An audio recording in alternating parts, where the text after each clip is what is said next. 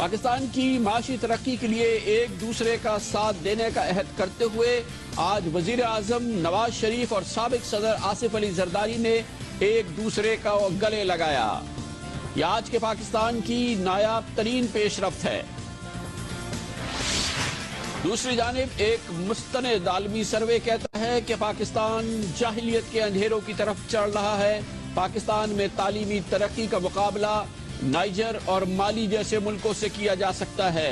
कौम को इस रविश को रोकने के लिए सीसा पिलाई दीवार बनना होगा। एक और मुस्तनद सर्वे कहता है और पाकिस्तानियों की अक्सरियत की राय बताता है कि 3 नवंबर 2007 के मामले में साबिक सदर जनरल परवेज मुशर्रफ तनहा मुल्जिम नहीं, सिर्फ उन पर मुकदमा नहीं चलना चाहिए। आज वजीर आजम ने तालिबान से मुज़ाकरात का दायरा तय किया और मुज़ाकराती टीम के साथ सैर हासिल गुफ्तगू करके उन्हें वसाइल और मालूमात फराहम करने का वादा किया। एक और पेशरफ्त में आज लगता है कि हुकूमत मान गई है कि ज़का अशरफ, जो कि पाकिस्तान पीपल्स पार्टी के दौर में पाकिस्तान क्रिकेट बोर्ड के चेयरमैन बनाए गए थे, वही इस पोजीशन पर बरकरार रहे। दिन भर की अहम तरीन खबरों, तबसरों और तज्जियों के साथ आप देख रहे हैं प्रोग्राम आज कामरान खान के साथ। अस्सलाम वालेकुम, मैं हूं कामरान खान और आज की इब्तिदा एक अच्छी शानदार खबर से जिसका हमें इंतजार था और वो खबर बहरहाल आज हो गई है। वजीर आजम जनाब नवाज शरीफ और पाकिस्तान पीपल्स पार्टी के सरबराह जनाब आसिफ अली जरदारी और साबिक सदर आज इकट्ठे हुए पाकिस्तान की माशी कौमी तरक्की के एक मंसूबे का एक साथ इब्तिदा किया और इसके साथ ही पाकिस्तान में उस नए अहद का आगाज किया जिसमें दोनों पार्टीज के सर रहनुमा कहते थे कि वो एक साथ मिलकर चलेंगे। पाकिस्तान के बड़े मंसूबों का की ओनरशिप एक पार्टी नहीं ले सकती।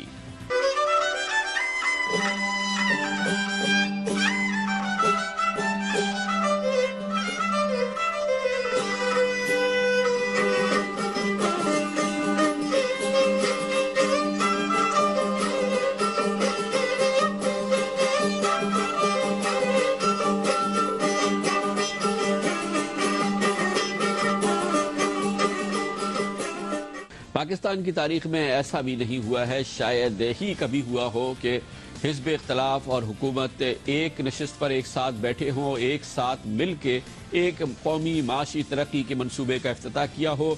आज पाकिस्तान में ये एक नायाब इब्तिदा हुई है और आज इस सिलसिले में वज़ीर आज़म जनाब नवाज शरीफ सिंध पहुंचे और सिंध जब वो पहुंचे तो सिंधड़ी के हवाई अड्डे पर साबिक सदर और पाकिस्तान पीपल्स पार्टी के सरबराह जनाब आसिफ अली जरदारी और सिंध के वज़ीर आला सैयद कायम अली शाह ने उन्हें गर्मजोशी से उनका इस्तकबाल किया और उनके हमरा पहुंचे उस मंसूबे के लिए जिसके इफ्तिताह के लिए जनाब नवाज शरीफ पाकिस्तान सिंध पहुंचे थे। थरकोल का ये मंसूबा पाकिस्तानियों के लिए एक बहुत अहम मंसूबा है। पाकिस्तान में बिजली की पैदावार पाकिस्तान में कहीं कोयले से हो, इस सिलसिले में थरकोल के मंसूबे की बहुत अहमियत है।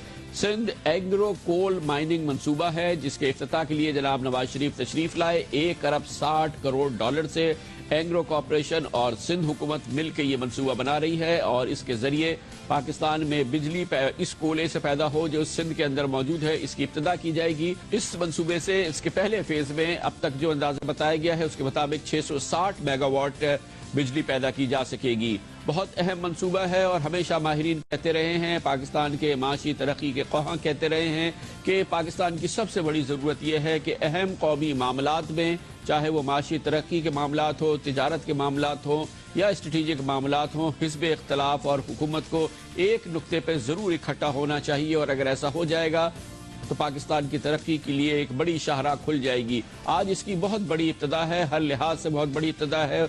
वो दो सियासी जमातें जो हमेशा एक दूसरे से दस्तगिरबान रही हैं, एक दूसरे के इक़्तिदार को ख़त्म किया है, आज उस सिलसिले में एक बड़ी पेशरफ्त हुई। और इससे पहले पाकिस्तान पीपल्स पार्टी की हुकूमत ने जमहूरियत के हवाले से 5 साला अपना दौर मुकम्मल किया और इस सिलसिले में जनाब नवाज शरीफ और पाकिस्तान मुस्लिम लीग नून का बहुत मज़बूत किरदार रहा। किसी भी वक्त जनाब नवाज शरीफ ने कोशिश नहीं की कि अमली तौर पर पाकिस्तान पीपल्स पार्टी की हुकूमत को غیر مستحکم کیا جائے، جس کے بعد یہ دور پورا مکمل ہوا، مدت مکمل ہوئی، اور اس کے بعد انتخابات، اور انتخابات کے بعد پرامن انتقال اقتدار، اور اس کے بعد کا اب یہ مرحلہ جس میں کہ حزب اختلاف اور حزب اقتدار اکٹھی ہوئی ہے، اس کی ایک بڑی مثال سامنے آئی۔ اس موقع پر جناب آصف علی زرداری نے جناب نواز شریف کا پرجوش استقبال کیا، اور اپنے استقبالیہ کلمات میں انہوں نے کہا، سندھی میں کہتے ہیں میاں صاحب سندھ میں بھلی کرے آئے ہو۔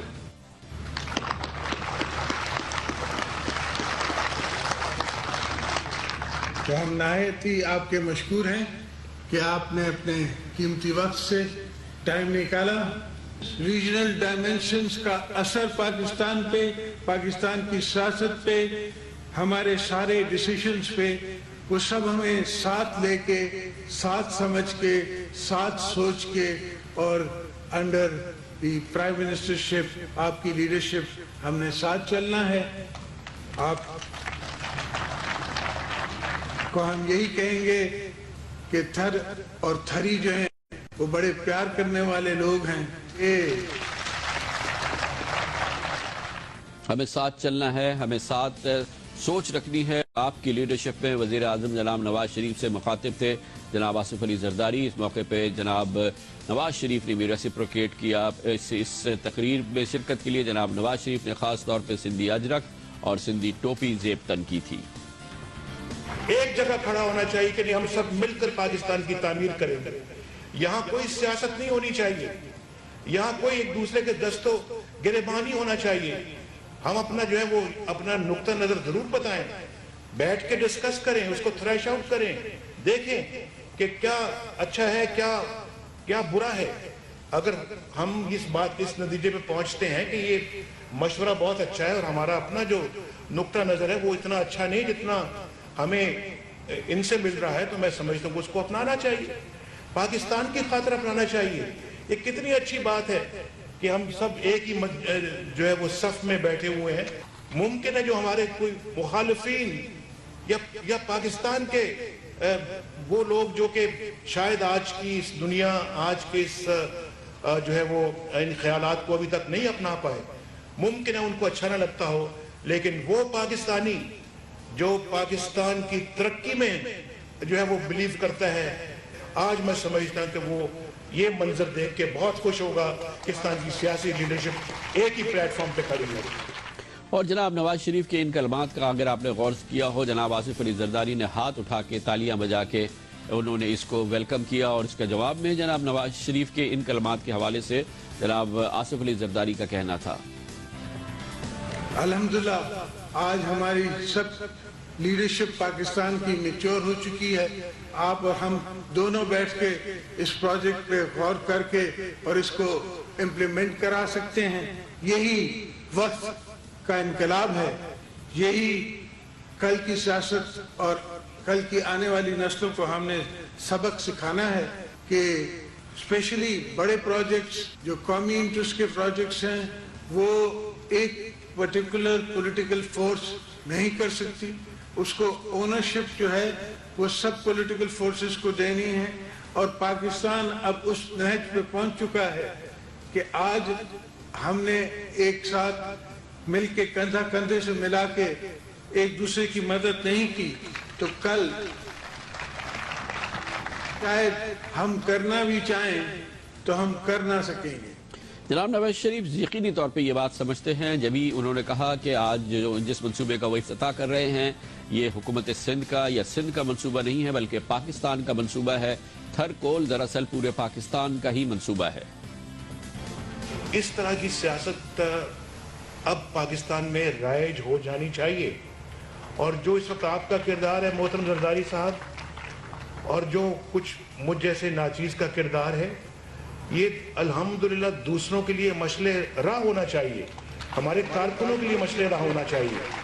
ان کو بھی پتہ لگنا چاہیے کہ بھائی پاکستان کی سیاست کا رخ اب اس طرف ہے۔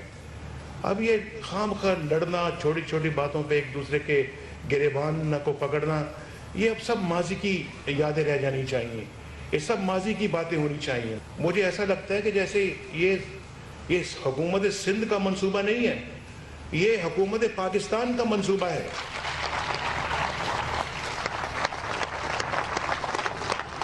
یہ آصف علی زرداری صاحب کا منصوبہ نہیں ہے، یہ قائم علی شاہ صاحب کا منصوبہ نہیں ہے، یہ نواز شریف کا منصوبہ نہیں ہے، یہ پاک کا منصوبہ ہے۔ کیا ہی بات ہو، اگر تمام ایسے بڑے منصوبوں کو کسی ایک پارٹی سے یا کسی ایک شخصیت سے منسوب کرنے کے بجائے پاکستان سے منسوب کیا جائے۔ سندھ کول یہ منصوبہ جو ہے یقینی طور پہ اسی نوعیت کا ایک منصوبہ ہے، تقریباً 80 اسکوائر کلومیٹر پہ پھیلا ہوا یہ وہ منصوبہ ہے جس میں اس کوئلے کو نکالا جائے گا جو کہ دنیا کی سب سے بڑی کوئلے کی جو دریافت ہے ان میں سے ایک ہے۔ ایک اندازے کے مطابق یہاں پر 175 ارب ٹن کوئلہ موجود ہے جو کہ کسی بھی عرصے میں 200 سال کے عرصے تک اگر یہ پورا کوئلہ اس طرح سے اس کو نکال لیا جائے، اس کو استعمال کر لیا جائے تو 10,000 میگا واٹ بجلی بنائی جا سکتی ہے۔ پہلے منصوبے میں 3.5 سال کے اندر اس سے 650 میگا واٹ بجلی بنائی جائے گی۔ 1 ارب 60 کروڑ ڈالر اس کے لیے لگائے جا رہے ہیں۔ مگر آج کی پھر بھی سب سے بڑی خبر یہی تھی کہ حزب اختلاف اور حکومت اکٹھی ہوئی ہے کسی معاشی ترقی کے منصوبے کے لیے۔ اس کی اہمیت کی ہم بات کرتے ہیں اور اس کا مزید تبصرہ کرتے ہیں اس پر، اور اس کے لیے ہم نے جوائن کیا ہے ممتاز کالمنسٹ سابق پارلیمنٹرین جناب ایاز امیر نے۔ بہت بہت شکریہ ایاز امیر صاحب۔ شاید پہلی بار ہے پاکستان میں کہ اپوزیشن اور گورنمنٹ اس طرح سے اکٹھے ہوئے ہیں اور اتنے اچھے ماحول کے اندر اکٹھے ہوئے ہیں جس میں کہ ایک معاشی قومی ترقی کی منصوبے کا انہوں نے افتتاح کیا ہے۔ آپ اس کو کیسے دیکھتے ہیں؟ یہ اچھی بات ہے، اور جو وہاں پہ ان کا لہجہ تھا، جو چیزیں بھی کہی گئی، نواز شریف صاحب نے کہا کہ وہ جو دستوں کے با ہونا وہ ماضی کا حصہ ہونا چاہیے۔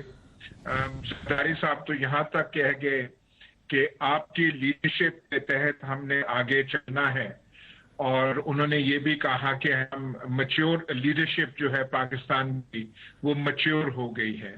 تو یہ چیزیں تو اچھی ہیں، لیکن کچھ کئی چیزوں میں زیادہ ہی میچور ہو گئے ہیں، کیونکہ وہ جو ہے اسلام آباد کے کام میں دخل کچھ نہیں دے رہے، یہ جو ہے سندھ کے کام میں کوئی دخل نہیں دے رہے، جو کہ اچھی بات ہے، لیکن اپنے اپنے دائرے میں جس طریقے سے حکمرانی کرنا چاہتے ہیں اور جو ان کے اہداف ہیں اس کے پیچھے وہ چل رہے ہیں۔ اب پاکستان میں تو یہ ہو رہا ہے کہ ایک ہی قسم کا فلسفہ، خاص طور پہ ایک ہی قسم کا معاشی فلسفہ، اکنامک فلسفی، اکنامک ڈاکٹرن، وہ سکہ رائج الوقت بس وہی ہے، اور اس کے متبادل میں، اس کے آلٹرنیٹو میں کچھ نہیں ہے۔ تو یہ جو بڑے پیسے کا اور جو ایک بڑے سرمایہ کا غلبہ سیاست اور حکمرانی پہ آ گیا ہے، کئی طبقات کو تو یہ بہت اچھا لگے گا، لیکن بہت سے جو طبقات ہیں وہ اگر اظہار نہ بھی کر سکیں تو ان کے لیے لمحہ فکر ضرور ہے۔ بہت بہت شکریہ جناب ایاز امیر ہمارے ساتھ تھے۔ اسٹرانگ آرگومنٹ ہے، لیکن کیا ہے جمہوریت ہے، اور جمہوریت میں وہی فلسفہ آگے چلتا ہے جو منتخب جماعتیں لے کے چلتی ہیں، اور منتخب جماعتیں جس فلسفے کو لے کے آگے بڑھیں گی، ہمیں چاہے اس پہ کتنا بھی تحفظ ہو یا اس پہ تحفظات ہوں، بہرحال وہی مسلمہ تسلیم کیا جاتا ہے۔ لیتے ہیں کمرشل بریک اور اس کے بعد ذکر کریں گے اس چیلنج کا جو کہ پاکستان کے لیے سب سے بڑا چیلنج ہے مگر اس کا ذکر نہیں ہے، وہ تعلیم کا فقدان۔ ایک مستند عالمی سروے کہتا ہے کہ پاکستان میں تعلیمی ترقی اتنی بری حالت میں ہے کہ اس ملک کا مقابلہ اب نائجر اور مالی جیسے ملکوں سے کیا جا سکتا ہے۔ پاکستان کی تعلیمی ترقی کا یہ فقدان پاکستان کو جاہلیت کے اندھیروں کی طرف دھکیل رہا ہے۔ یہ سب سے بڑا چیلنج ہے اور اس کے مقابلے کے لیے پوری قوم کو سیسا پلائی ہوئی دیوار بننا ہوگا، اور وہ نمونہ، وہ نایاب نمونہ بھی ہم نے تھوڑی دیر قبل دیکھا۔ اس تعلیم کے لیے بھی سب کو اکٹھا ہونا ہوگا۔ اس سروے کے بھیانک جو اعداد و شمار ہے وہ ہم آپ کی خدمت میں پیش کرتے ہیں ایک چھوٹے سے کمرشل بریک کے بعد۔ پاکستان کا سب سے بڑا اس وقت مسئلہ سیکیورٹی کا معاملات ہیں، پاکستان میں دہشت گردی کے واقعات ہیں، لیکن ایک ایسا ناسور جو نظر نہیں آ رہا مگر دراصل پاکستان کو اور پاکستانیوں کی گھن کی طرح سے چاٹ رہا ہے، وہ تعلیم کا فقدان اور پاکستان میں خواندگی کی صورتحال ہے۔ اس وقت جب کہ پاکستان کی ساری توجہ دہشت گردوں سے لڑنے پر ہے یا دوسرے مسائل کی جانب ہے، پاکستانیوں کی اور مسلسل پاکستانی حکومت کی توجہ تعلیم کی طرف نہیں رہی ہے، اور یہی وجہ ہے کہ تعلیم بری طرح سے متاثر ہوئی ہے اور اس وقت پاکستان دنیا کے ناخواندہ ترین ممالک میں سے ایک ہے۔ تازہ ترین سروے ہوا ہے جس کو کہا گیا ہے education for all global monitoring report جاری کی گئی ہے، عالمی سطح پر یہ رپورٹ جاری ہوئی ہے۔ اس میں کہا گیا ہے پاکستان میں 54 لاکھ بچے اسکول نہیں جا رہے۔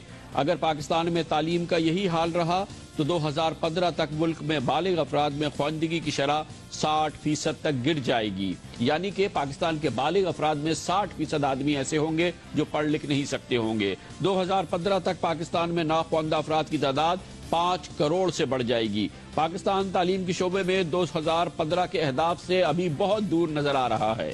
پاکستان میں تعلیم کے شعبے کا حال مالی، نائجیریا اور لیسوتھو جیسے پسماندہ ممالک جیسا ہے۔ 2015 تک خدشہ ہے کہ 59% خواتین ناخواندہ ہی رہیں گی۔ اگر پاکستان اپنی مجموعی قومی پیداوار کا 20% تعلیم پر مختص کرتا ہے تو جب پاکستان میں تمام بچے اسکول جا سکیں گے، اس سے پہلے یہ ممکن نہیں ہے۔ اس کے علاوہ ایک اور تازہ ترین سروے پاکستان کی تعلیمی صورتحال کے حوالے سے سامنے آیا ہے چند روز قبل، annual status of education report survey. اس میں کہا گیا ہے کہ پاکستان میں اسکول جانے والے بچوں کے سیکھنے کا عمل زوال پذیر ہے۔ 5ویں کلاس کے 57% طالب علم دوسری کلاس میں پڑھائی جانے والے انگریزی کے جملے تک نہیں پڑھ سکتے۔ 5ویں کلاس کے 57% طالب علم سادہ تقسیم کے سوالات حل نہیں کر سکتے۔ 5ویں کلاس کے 50% طالب علم دوسری کلاس میں شامل اردو کہانیاں نہیں پڑھ سکتے۔ سندھ کے طالب علم سیکھنے کے عمل میں سب سے پیچھے ہیں۔ سندھ کے حکمران اور سندھ کی حکومت ضرور یہ نوٹ کر لے کہ جہاں پاکستان دنیا میں تعلیم میں سب سے پیچھے ہوتا جا رہا ہے، وہاں سندھ پاکستان میں 5ویں کلاس کے کتنے طالب علم دوسری کلاس میں پڑھی جانے والی انگریزی کے جملے نہیں پڑھ سکتے؟ پاکستان کے صوبے سندھ میں 75%، فاٹا میں 72%، بلوچستان میں 71%، خیبر پختونخوا میں 61%، گلگت بلتستان میں 40% اور پنجاب میں 38%۔ سندھ میں 71%، پنجاب میں 38%۔ 5ویں کلاس کے کتنے طالب علم ریاضی کے آسان سوالات حل نہیں کر سکتے؟ سندھ میں 73%، فاٹا میں 67%، خیبر پختونخوا میں 64%، بلوچستان میں 64%، پنجاب میں 58% اور گلگت بلتستان میں 41%۔ یہاں بھی سندھ میں تعلیم کا یہ حال آپ کے سامنے ہے۔ 5ویں کلاس کے کتنے طالب علم دوسری کلاس میں شامل اردو کہانیاں نہیں پڑھ سکتے؟ سندھ کے 58%، خیبر پختونخوا میں 61%، بلوچستان میں 51%، گلگت بلتستان میں 43%، پنجاب میں 34%۔ چند بہت اہم اعداد و شمار عالمی حوالے سے ان پہ بھی دیکھنا ضروری ہے۔ پاکستان اپنی مجموعی قومی پیداوار کا صرف 1.5% تعلیم پہ خرچ کرتا ہے، جو ایشیا میں سب سے کم شرح ہے۔ ملیشیا تعلیم پر مجموعی قومی پیداوار کا 8% خرچ کرتا ہے۔ ایران 4.9%، بھارت 4.1%، نیپال 3.4%، بنگلہ دیش 2.9%۔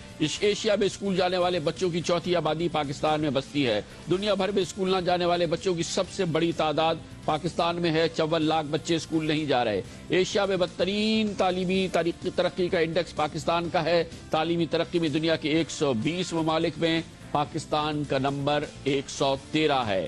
ایشیا میں خواندگی کی تیسری بدترین شرح پاکستان کی ہے۔ پاکستان کی خواندگی کی شرح 54.9% ہے، جو صرف بھوٹان جس کی 47% اور افغانستان کی 28.1% ہے، اس سے بہتر ہے، یعنی کہ ہم ایشیا میں بھوٹان اور افغانستان سے کسی حد تک بہتر ہیں۔ یہ وہ صورتحال ہے جو یقینی طور پہ وہ ناسور ہے جو پاکستان کو اور پاکستان کی ترقی کو اور پاکستانیوں کو ایک گھن کی طرح سے چاٹ رہا ہے۔ پاکستان میں تعلیم کا فقدان، پاکستان میں تعلیم کی ترقی کا عالم اور پاکستان میں اسکولوں کی سچویشن۔ سندھ کے اندر ہم نے گزشتہ سال بھی اور اس سے پہلے بھی دکھایا کہ کس طرح سے دھڑلے سے میٹرک کے امتحان میں نقلیں ہوتی ہیں اور اس کے بعد اس کا سدباب نہیں کیا جاتا۔ میٹرک لیول پہ، اسکولز لیول پہ جس طرح سے نقل ہوتی ہے، پھر کالج لیول پہ اور پھر گریجویٹ لیول پہ اس کا کہیں پہ اس کا مقابلہ نہیں کیا جا سکتا۔ یہی وجہ ہے کہ سندھ کے بچے تعلیم میں سب سے پیچھے رہ گئے ہیں اور سب سے زیادہ توجہ پورے پاکستان کو دینی ہے، مگر سندھ کو بھی دینی ہے۔ مگر ظاہر ہے کہ مجموعی طور پہ پاکستان ہے جو کہ اس وقت اس کا شمار ہو رہا ہے نائجر یا صومالیہ یا لیسوتھو جیسے ممالک میں۔ پاکستان کے اطراف میں کیا ہو رہا ہے یہ بھی ہم آپ کو دکھاتے ہیں کہ اس وقت ہم لیں گے ایک جس کے بعد ہم ذکر کریں گے۔ پاکستانیوں کی ایک بڑی تعداد ایک مستند سروے کے ذریعے کہتی ہے کہ پاکستان میں ایمرجنسی کے نفاذ میں جنرل پرویز مشرف تنہا ملزم نہیں، اس لیے ان پر تنہا مقدمہ نہیں چلنا چاہیے۔ مگر اس موضوع پر تو آئیں گے کمرشل بریک کے بعد، لیکن پاکستان کی تعلیم میں پاکستان کو کتنا نقصان پہنچایا ہے اور خطے کے ممالک اس حوالے سے کہا جا رہے ہیں، یہ دیکھتے جائیے اور اس کے بعد ہوگا بریک۔ بنگلہ دیش میں لڑکیوں کے پرائمری اسکول جانے کی شرح 73%، جبکہ پاکستان میں صرف 45% ہے۔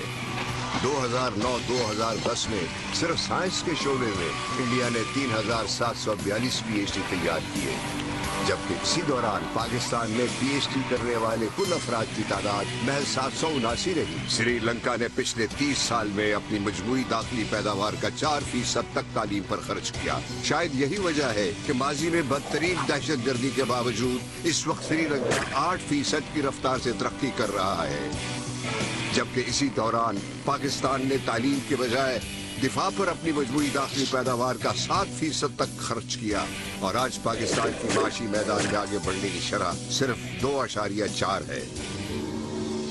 اگر آگے بڑھنا ہے تو الف بے پہ یقین رکھنا ہے۔ ذرا سوچئے۔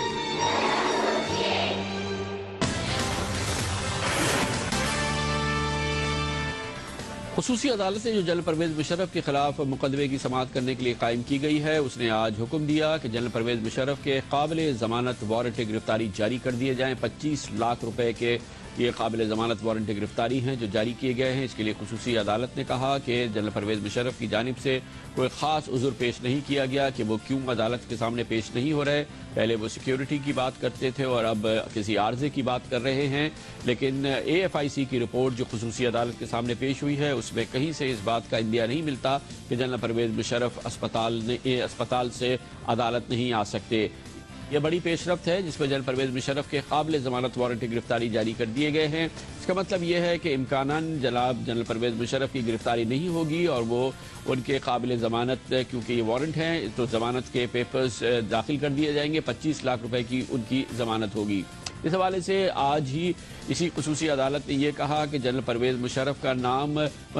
مشرف کی یہ درخواست کہ وہ بیرون ملک علاج کے لیے جانا چاہتے ہیں، انہوں نے کہا اس پر فیصلہ کرنا اس عدالت کے دائرۂ اختیار میں نہیں ہے، یہ معاملہ انتظامی ہے اور انتظامی معاملات پر نظر ثانی کا اختیار اس عدالت کے پاس نہیں ہے۔ یہی کہنا تھا عدالت کا جنرل پرویز مشرف کے ECL سے نام نکالنے کے حوالے سے۔ انہوں نے کہا کہ وفاقی حکومت نے یہ نام ان کا ECL پہ ڈالا تھا اور سندھ ہائی کورٹ نے ان کی یہ درخواست رد کر دی ہے۔ جنرل پرویز مشرف کے لیے اب یہ معاملہ کہ وہ آئندہ فرائیڈے کو یعنی 7 فروری کو عدالت میں پیش ہوں، یہ حکم ہے آج اس خصوصی عدالت کا، اور اب دیکھنا یہ ہے کہ کیا جنرل مشرف بالآخر 7 فروری کو اس خصوصی عدالت کے سامنے پیش ہوں گے، اور اس کا مطلب یہ ہے کہ اس موقع پر ان پر فرد جرم عائد کر دی جائے گی اور پاکستان کی تاریخ کا پہلا مقدمہ آئین کی شق 6 کی خلاف ورزی کے حوالے سے پاکستانی فوج کے سابق سربراہ پر چلنا شروع ہو جائے گا۔ اس کے لیے سب سے اہم دن ہوگا آئندہ فرائیڈے کا، اور دیکھنا یہ ہے کہ جنرل پرویز مشرف اس موقع پر عدالت میں پیش ہوتے ہیں یا جب بھی نہیں ہوتے۔ اس حوالے سے یہ بات بھی بہت اہم ہے کہ ایک مستند سروے سامنے آیا ہے، گیلپ پاکستان کا سروے ہے، جیو نیوز اور جن کے ساتھ مل کے کیا ہے، جس میں اکثریت پاکستانیوں کی کہتی ہے کہ ان کے خیال میں 3 نومبر 2007 کی ہنگامی حالت کے نفاذ کا فیصلہ جنرل پرویز مشرف کا تنہا فیصلہ نہیں تھا، اور یہ ان تمام لوگوں پہ مقدمہ چلنا چاہیے جو کہ اس معاملے میں ان کے معاون تھے۔ اس کے اعداد و شمار بھی آپ کے سامنے پیش کرتے ہیں، لیکن سب سے پہلے آج کی خصوصی عدالت کا معاملہ، اور اس کے لیے اسلام آباد جائیں گے جہاں پر موجود ہیں ہمارے نمائندے خصوصی جناب عبدالقیوم صدیقی۔ جی قیوم صدیقی صاحب، کیا حکم تو آ گیا ہے، اس سے ہم نتیجہ کیا اخذ کر سکتے ہیں اور کیا اس کے اثرات ہوں گے؟ کامران صاحب، آج صبح انور منصور خان نے یہ موقف عدالت میں اختیار کیا کہ ان کو AFIC کی میڈیکل رپورٹ پر کوئی اعتراضات نہیں ہیں، جس کے بعد عدالت میں سماعت جو ہے وہ ملتوی ہوئی اور عدالت نے کہا کہ وہ اس بارے میں فیصلہ دے گی۔ عدالت آئی بیٹھی اور عدالت نے کہا کہ ابھی انہیں مزید مشورے کی ضرورت ہے، جس کے بعد آج ہی کسی وقت جو ہے وہ فیصلہ جاری کر دیا جائے گا، اور پھر شام کو جو فیصلہ جاری کیا گیا ہے اس میں یہ کہا گیا ہے کہ جو AFIC کے میڈیکل بورڈ کی رپورٹ ہے اس پر کسی شک اور شبے کی گنجائش نہیں ہے، اور اس میڈیکل رپورٹ کے اندر یہ ایسی کوئی وجہ نہیں بتائی گئی کہ ملزم کی حالت ایسی ہے کہ وہ عدالت کے سامنے پیش نہیں ہو سکتے، تو لہٰذا عدالت نے جو ان کی جو حاضری سے استثناء کی درخواست ہے وہ مسترد کر دی ہے، اور عدالت نے ان کے وارنٹ گرفتاری جاری کیے ہیں۔ 25 लाख रुपए मचलकों के हवाले से काबिल ज़मानत वारंट गिरफ्तारी जो है वो जारी किए गए हैं। अदालत ने अपने हुक्म में ये भी कहा है कि मुलजिम जेल के अंदर नहीं है कि जिसके लिए उसको इलाज के लिए अदालत जो है वो कोई अदालत की इजाज़त की ज़रूरत हो। तो इस हवाले से अदालत ने यह भी कहा है कि AFIC के मुताबिक उनके पास state of the art medical facilities जो हैं वो मौजूद हैं और AFIC का दावा है कि 1600 सालाना ऑपरेशंस जो हैं वो वहाँ पर किए जाते हैं, जिसमें 80% ओपन हार्ट सर्जरीज जो हैं वो की जाती हैं। तो अदालत ने इसके अलावा जो मुलजिम परवेज़ मुशर्रफ की ये दरख्वास्त थी कि उन्हें अमेरिका जाने की इजाज़त दी जाए अपने इलाज के लिए, अदालत ने कहा कि उसका इख्तियार समात उनके पास नहीं है, लिहाजा ये दरख्वास्त काबिल समात नहीं, वो दरख्वास्त भी मुस्तरद कर दी गई है। उनके नाम जो ECL के ऊपर मौजूद था उस हवाले से भी अदालत ने यह करार दिया है कि गो के हम हाई कोर्ट के जजेस हैं, लेकिन हमारे पास हाई कोर्ट का जो अदालती नजरसानी का इख्तियार है वो नहीं है। और सिंध हाई कोर्ट इस हवाले से एक फैसला दे चुकी है जिसमें 23 दिसंबर 2013 को जिसमें परवेज़ मुशर्रफ की जो दरख्वास्त थी ECL से नाम हटाने की वो मुस्तरद की जा चुकी है।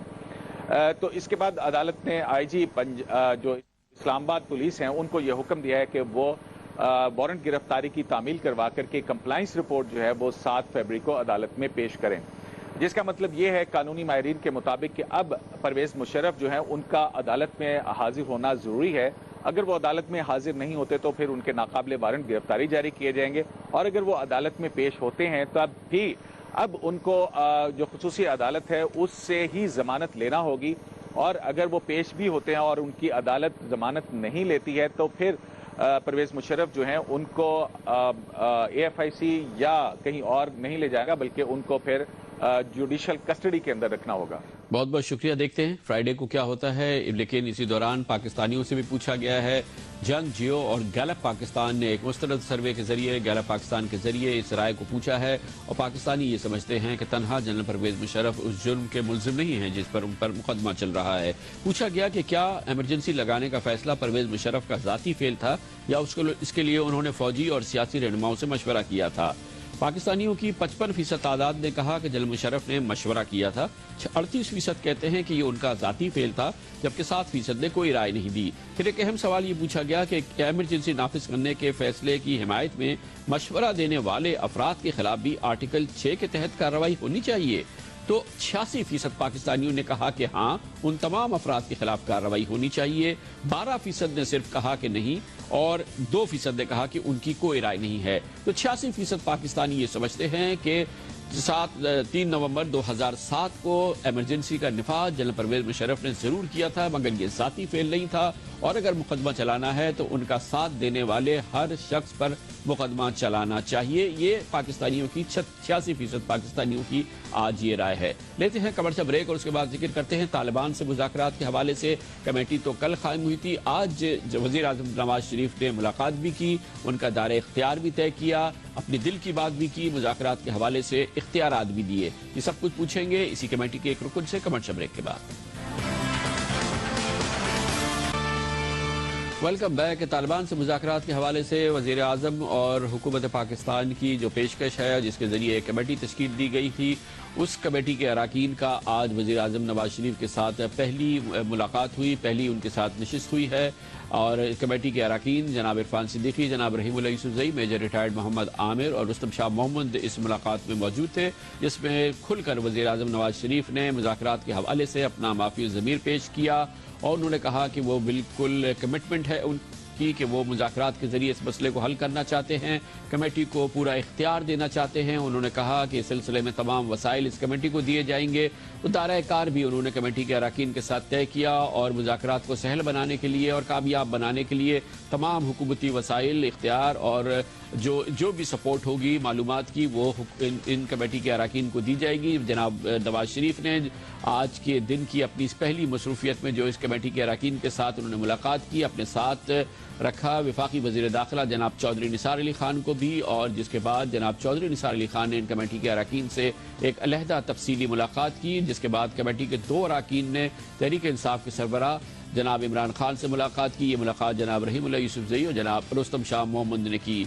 واضح طور پہ کمیٹی کے اراکین کو بتایا گیا کہ حکومت دل جمعی سے اور خوش دلی سے اور اخلاص سے مذاکرات کرنا چاہتی ہے۔ وزیر اعظم نے کمیٹی کے اراکین کو یہ بھی کہا کہ اگر ضرورت ہو تو وہ روزانہ 1 گھنٹے اس کمیٹی کے اراکین سے بات چیت بھی کر سکتے ہیں اور پیش رفت کا جائزہ لینے کے لیے وقت نکال سکتے ہیں۔ آج کے اس مذاکراتی عمل میں کیا ہوا جو کہ وزیر اعظم کے ساتھ ہوا کمیٹی کے اراکین کا، یہ ہم پوچھیں گے، اور اس کے لیے ہمیں جوائن کیا ہے اسی کمیٹی کے ایک رکن اور سابق سفارتکار جناب رستم شاہ محمد سے۔ بہت بہت شکریہ رستم صاحب۔ کیا آج ٹرمز آف ریفرنس وغیرہ کچھ طے ہوئے، وسائل، اختیارات، اس حوالے سے وزیر اعظم نے کچھ آپ لوگوں کو بتایا، کیا کچھ آپ کو ملے گا؟ جی، وسائل بھی ہوں گے اور اختیارات بھی ہوں گے، دونوں چیزیں ہوں گی۔ حکومت کی پوری سپورٹ بھی ہوگی، حکومت کی بیکنگ بھی ہوگی، اور میں سمجھتا ہوں کہ اگر اس طرف سے بھی یہی اسپرٹ ہو تو ہو سکتا ہے کہ کچھ راستہ بھی نکل آئے اور کچھ ماحول بھی بہتر ہو اور کچھ اعتماد کی فضا بھی قائم ہو، جس کی روشنی میں پھر مزید فیصلے ہو سکتے ہیں، کارروائیاں روکنے کی بات بھی ہو سکتی ہے، اور جو وہاں کریٹیکل ایشوز ہیں ان پر بات بھی شروع ہو سکتی ہے۔ اچھا، یہ بتائیے گا کہ اس میں فوج کے پوائنٹ آف ویو کو آپ کیسے شامل کریں گے؟ اس حوالے سے آپ کا فوج کے ساتھ رابطہ کیا ہوگا؟ کیونکہ اس جنگ کے اندر تو سب سے اہم کردار فوج کا ہے، اتنے فوجی شہید ہو چکے ہیں اور یہ قومی سلامتی کا اتنا بڑا معاملہ ہے، تو فوج کے انپٹ کے حوالے سے کیا آپ کے پاس آپ کو بتایا گیا ہے؟ فوج دیکھیے حکومت کا حصہ ہے اور سب لوگ اس میں شامل ہوں گے۔ میں سمجھتا ہوں کہ سارے اسٹیک ہولڈر اس میں شامل ہوں گے۔ جب حکومت شامل ہوگی تو پھر فوج بھی شامل ہوگی، باقی لوگ بھی شامل ہوں گے۔ بہت شکریہ جناب رستم شاہ محمد ہمارے ساتھ تھے۔ مینڈیٹ کے حوالے سے آج اس کمیٹی کے کوارڈینیٹر اور وزیر اعظم کے معاون خصوصی جناب عرفان صدیقی نے کہا کہ وزیر اعظم نے آج اپنی اس نشست میں اس کمیٹی کے اراکین کے ساتھ جو مینڈیٹ دیا وہ ایک کھلا مینڈیٹ ہے، بڑا کھلا مینڈیٹ دیا کمیٹی کو کہ آپ اپنے اوپر اس طرح کی کوئی قدغن محسوس نہ کریں، کوئی رکاوٹ محسوس نہ کریں، اور کہیں پہ یہ بات نہیں ہونی چاہیے کہ جی اب ہمیں کیا کرنا ہے۔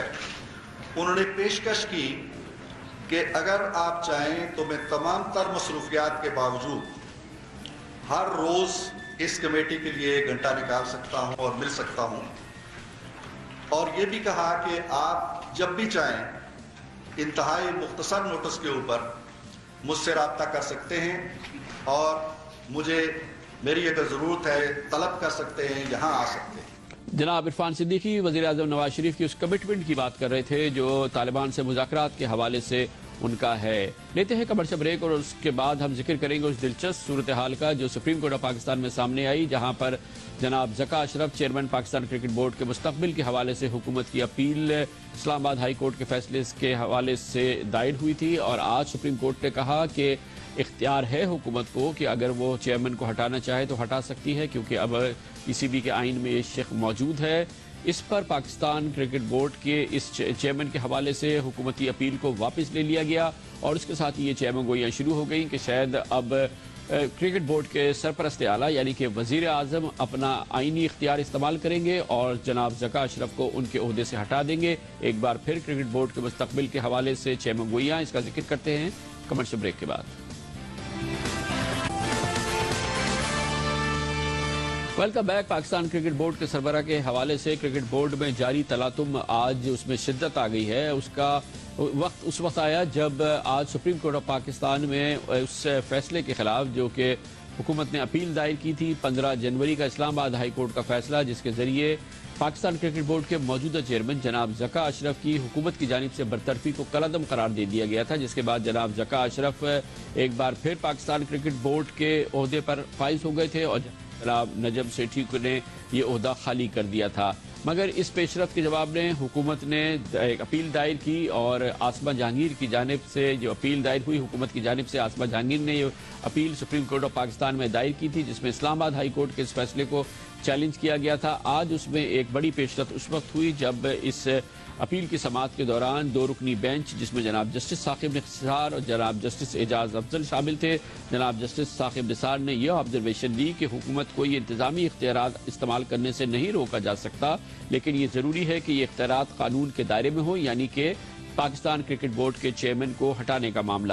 جناب جسٹس ثاقب نثار نے مزید کہا کسی ایگزیکٹو کے پاس اتھارٹی ہے تو وہ چیئرمین پی سی بی کو ہٹا سکتا ہے، عدالت اسے نہیں روکے گی۔ یہ آبزرویشن اس وقت سامنے آئی تھی جب آصف جہانگیر نے کہا تھا کہ بورڈ کے قانون میں موجود ہے کہ پیٹرن ان چیف یعنی کہ وزیر اعظم کسی بھی شخص کو اس کے عہدے سے ہٹانے اور تعینات کرنے کا اختیار رکھتا ہے، جس کے جواب میں جناب جسٹس ثاقب نثار نے کہا کہ کسی ایگزیکٹو کے پاس اتھارٹی ہے تو وہ چیئرمین پی سی بی کو ہٹا سکتا ہے، عدالت اسے نہیں روکے گی۔ جس کے بعد فوری طور پہ حکومت نے اپنی یہ اپیل واپس لے لی، جس کا مطلب یہ ہے کہ اب حکومت شاید اس ایگزیکٹو اتھارٹی کو استعمال کر وزیر اعظم کے پاس موجود ہے جس کے ذریعے وہ چیئرمین پاکستان کرکٹ بورڈ کو ہٹا سکتے ہیں۔ اس کا مطلب یہ ہے کہ ایک بار پھر پاکستان کرکٹ بورڈ کے چیئرمین کا مستقبل ڈاماڈول ہے، اور اب اس میں کیا ہوتا ہے اس دلچسپ صورتحال کی مزید اطلاعات لیتے ہیں، اور اس کے لیے ہم نے ایک بار پھر دعوت دی ہے۔ ہمارے ساتھ موجود ہیں پاکستان کے ممتاز اور سینئر کرکٹ کورسپونڈنٹ اور ہمارے پروگرام ٹھنڈا گرم کے ہوسٹ جناب عبدالماجد بھٹی۔ بھٹی صاحب، ایک بار پھر بڑی ڈرامائی آج ڈیولپمنٹس ہوئی ہیں کرکٹ بورڈ کے سربراہ کے حوالے سے، سپریم کورٹ میں سماعت اور اس کے بعد پھر حکومت کی اپیل کی واپسی۔ کیا اطلاعات ہیں آج کی اس ڈیولپمنٹ کے بارے میں؟ دیکھیں، بڑی حیران کن اور اہم پیش رفت ہے کہ حکومت پاکستان جس نے خود ذکا اشرف کی بحالی کے خلاف سپریم کورٹ میں اپیل کی تھی اور خود ہی آج حکومت پاکستان اس درخواست سے دستبردار ہو گئی ہے اور اس نے اپنی درخواست واپس لے لی ہے، تو جو نظر آ رہا ہے وہ یہی ہے جس طرح پچھلی سماعت میں بھی عدالت نے ریمارکس دیے تھے کہ گورنمنٹ آف پاکستان کے پاس یہ آپشن موجود ہے کہ اگر وہ پاکستان کرکٹ بورڈ کے چیئرمین کو ہٹانا چاہتی ہے تو وہ یہ آپشن خود یوز کر لے۔ عدالت نے کہا تھا کہ اگر کسی کو انصاف کے لیے ہم سے رجوع کرنا ہوگا تو وہ ہم سے رجوع کر لے گا، لیکن گورنمنٹ آف پاکستان اگر کوئی فیصلہ کرنا چاہتی ہے تو کر لے۔ اس کیس کا تھوڑا سا بیک گراؤنڈ بتا دوں کہ گزشتہ سال کے آغاز میں ندیم سڈل نامی ایک صاحب تھے جنہوں نے ذکا اشرف کی جو آئینی ترامیم تھی اور ان کے کچھ فیصلے جو تھے ان کو اسلام آباد ہائی کورٹ میں چیلنج کیا تھا۔ پھر اسلام آباد ہائی کورٹ نے ذکا اشرف کو کام کرنے سے روک دیا تھا، جس کے بعد نجم سیٹھی صاحب کو عبوری چیئرمین پاکستان کرکٹ بورڈ کا مقرر کیا گیا تھا۔ پھر ذکا اشرف اپنی جو معطلی تھی اس کے خلاف اسلام آباد ہائی کورٹ کے دو رکنی بینچ میں گئے اور اسلام آباد ہائی کورٹ نے ذکا اشرف کو دوبارہ بحال کر دیا۔ تو اب کھیلوں کی جو وزارت ہے، جو بین الصوبائی رابطے کی جو وزارت ہے، اس نے ذکا اشرف کی بحالی کو دوبارہ چیلنج کیا تھا سپریم کورٹ آف پاکستان میں۔ تو آج اس درخواست کا حکومت پاکستان کی طرف سے واپس لیا جانا اس بات کا اشارہ دیتا ہے کہ حکومت بھی اس کیس میں غیر یقینی صورتحال سے دوچار ہے۔ کچھ پتہ چل رہا ہے کہ بیک گراؤنڈ میں آج جب یہ فیصلہ ہو گیا کہ اس اپیل کو ہم واپس لے لیتے ہیں، حکومت کے ذہن میں کیا ہے، وہ کیا کرنے والے ہیں؟ دیکھیں، بظاہر تو یہی نظر آ رہا ہے کہ سپریم کورٹ آف پاکستان نے جس طرح پچھلی سماعت میں ریمارکس دیے تھے کہ حکومت پاکستان اگر ہٹانا چاہتی ہے پاکستان کرکٹ بورڈ کے چیئرمین کو تو ان کے پاس یہ اختیار موجود ہے۔ تو ہمارے بھی جو ذرائع ہیں وہ بھی یہ تصدیق کر رہے ہیں کہ پرائم منسٹر آف پاکستان اور حکومت پاکستان جو ہیں وہ ایگزیکٹو آرڈر کے ذریعے پاکستان کرکٹ بورڈ میں تبدیلی چاہتے ہیں، اور پاکستان کرکٹ بورڈ میں ذکا اشرف نے جو کچھ آئینی ترامیم کی تھی، اب حکومت جو ہے کچھ نئی ترامیم سامنے لا رہی ہے۔ پاکستان کرکٹ بورڈ کا جو آئین تھا جس میں پچھلے سال کچھ ترامیم کی گئی تھی، اب کرکٹ بورڈ کچھ اور ترامیم لانا چاہ رہا ہے۔ تو میرے خیال میں اسی لیے یہ آج درخواست واپس لی گئی ہے کہ نیکسٹ ویک ایسا لگ رہا ہے کہ گورنمنٹ آف پاکستان خود ہی جو اپنا آپشن ہے اس کو یوز کرنے کے بعد پاکستان کے چیئرمین کو تبدیل کرنا چاہتی ہے۔ بہت بہت شکریہ عبدالماجد بھٹی ہمارے ساتھ تھے۔ عجیب سی صورتحال ہے، فی الحال ہم نہیں کہہ سکتے کہ جناب ذکا اشرف بدستور پاکستان کرکٹ بورڈ کے چیئرمین رہیں گے یا پھر واپس آ جائیں گے جناب نجم سیٹھی، جز وقتی یا کل وقتی، فی الحال یہ نہیں کہا جا سکتا۔ اس کے ساتھ ہی ہمارے آج کے پروگرام کا اختتام ہوتا ہے۔ سیٹرڈے سنڈے کی ہفتہ وار تعطیل رہتی ہے، پیر کو آپ سے پھر ملاقات ہوگی۔ پیر تک کے لیے کامران خان کو اجازت، اللہ حافظ ناصر۔